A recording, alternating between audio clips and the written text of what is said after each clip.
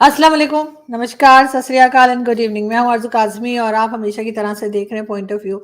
हमें जी जॉइन किया Sumit P G ने, बहुत शुक्रिया सर कि आप आए। Thank you so much.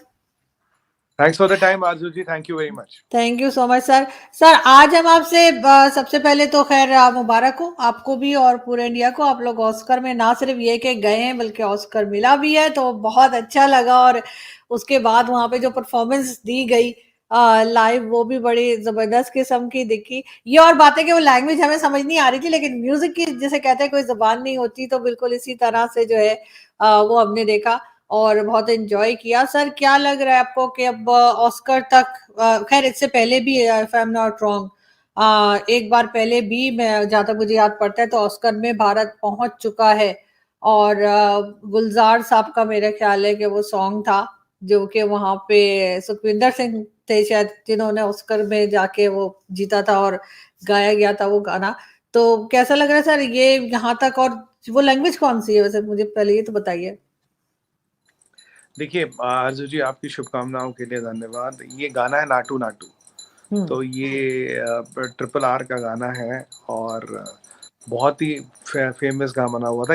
इस पर एक वीडियो वायरल अगर हुआ हो तो पूरी कोरियन एम्बेसी इस पे डांस कर रही थी। तो ये आप ही नहीं बल्कि कोरियंस को भी हिंदी नहीं समझ आती, या मतलब भारत की कोई लैंग्वेज फॉर दैट समझ में नहीं आती। हम्म। तो इस पे जो पूरा जो वो भी डांस कर रहे थे।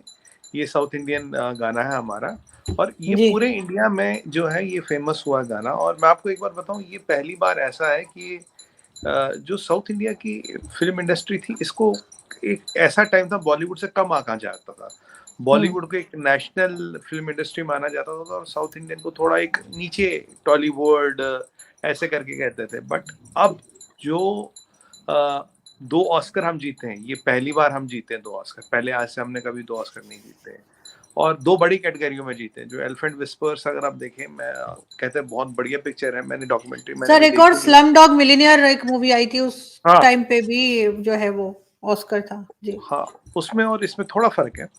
तो हम्म। एक एलिफेंट विस्पर्स और ये जो थी, तो आरज़ू जी 2 बड़ी कैटेगरियों में ऑस्कर जीतना। और स्लम डॉग मिलियनेयर मिलियनेयर अगर आप देखिए, थोड़ी सैटारिकल पिक्चर थी।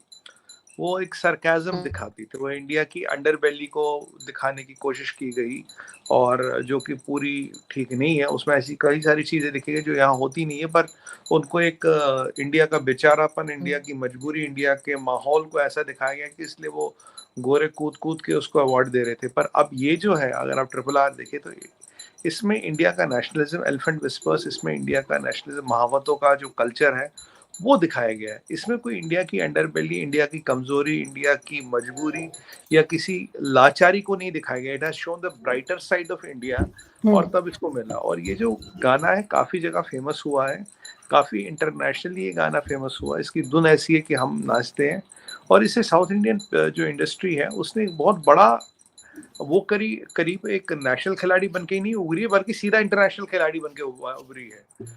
तो ये एक नई इम्पोर्टेंट चीज़ आई है। और इससे देखिए होता क्या है आरजू जी, इंडिया का सॉफ्ट पावर बढ़ता है। इंडिया का जो सॉफ्ट पावर है वो अब कल्चर है, म्यूजिक है, डांस है, पिक्चर्स हैं, काफ़ी सारी चीज़ें। ये इंडिया के कहीं ना कहीं सॉफ्ट पावर को बढ़ाती है, सॉफ्ट पावर को दर्शाती है। और उसी के प्रति एक इम्पॉर्टेंट स्टेप है, मैं इसको एक इम्पॉर्टेंट स्टेप मानूंगा।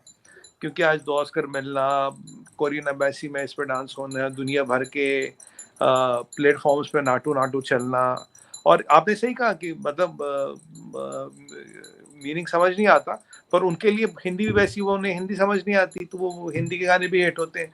मैं आपको बताऊं, मैं यहाँ मंगोलिया जाता था, आज से काफ़ी 10 एक साल पहले की बात होगी।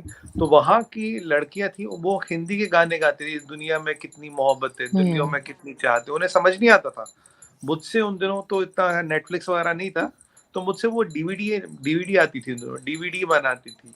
और वो, I mean, they were fanatically into Indian songs without understanding meaning उन्हें समझ नहीं आता, उन्हें बिल्कुल। हिंदी नहीं आती। हम्म। उन्हें उतना ही आता है जितना उस गाने में था। और एक बार मेरे को याद है, मैं कजाकिस्तान में था, तो मैं एक मॉल में गया कुछ लेने, तो वहां चल रहा कजरारे कजरारे तेरे कारे कारे नैना। मैंने, जो मेरे साथ था कजाक, तो मैंने उससे पूछा, मैं कहा ये इंडियन शॉप है कोई? कहता नहीं। मैं कहा कोई हम्म। पाकिस्तानी होगा? कहता नहीं। मैं कहा ये कहाँ चल रहा, मॉल का जो सेंट्रल सिस्टम है, जो मतलब म्यूजिकल सिस्टम, उस पे चल रहा कजरारे कजरारे तेरे तेरे तेरे। सही। कहता नहीं, हम from very beginning we like Indian songs, we like Indian music. मतलब आरजू जी, पूरे मॉल का जो सेंट्रल म्यूजिक सिस्टम होता है, जिसे पूरे मॉल में सुनाई देता है, गजरारे गजरारे तेरे नैना चल रहा, उन्हें भी समझ नहीं आता, but they loved it so much, ये दिन भर चलता था। तो उस दिन मुझे समझ आया कि सॉफ्ट पावर कितनी पावरफुल है, और ये कहाँ कहाँ तक और कितनी दूर तक फैल सकती है। जी सर एक और सॉन्ग बड़ा चला था एक टाइम पे, खैर उसे अवार्ड अवार्ड तो खैर ऑस्कर तो नहीं गया था वो, लेकिन ये कि कोई कोलोवेरा डी ऐसे करके कुछ था ना, हाँ तो हाँ, वो धनु जी का गाना जी कोलावेरी। तो जी कोलावेरा डी, तो वो बहुत पाकिस्तान में चला था, इतना चला था कि हम लोगों को अभी भी देखते हैं और हमें बड़ा मजा आता है। तो वो ऐसा ऐसा है कि म्यूजिक का जैसे कहते हैं ना कि म्यूजिक की जबान नहीं होती, तो वो किसी भी लैंग्वेज का हो तो वो अगर आपको अपील करता है तो बस अच्छा होता है।